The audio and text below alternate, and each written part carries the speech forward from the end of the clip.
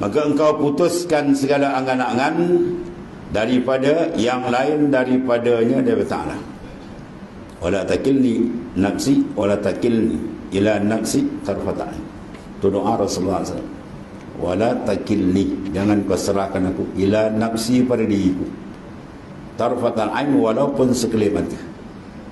Kan banyak kalau orang yang terhijab macam tu cakap, saya tak apa, setakat ni saya tak ada masalah, saya sihat kan, belanja pun cukup, income pun sebulan masuk 200-300 ribu. Wah, geran tanah berapa kaki tinggi. Tak ada apa, saya tak ada apa. Tak ada apa. Kau fakir dengan Tuhan, bangsat dengan Tuhan, hina dengan Tuhan. Kau pandang kau tak ada apa.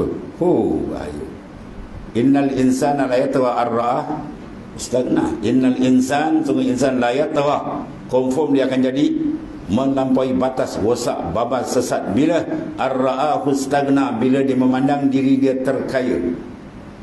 Dia pandang diri terkaya je, aku tak ada apa, beres semua, habis. Wasak dia.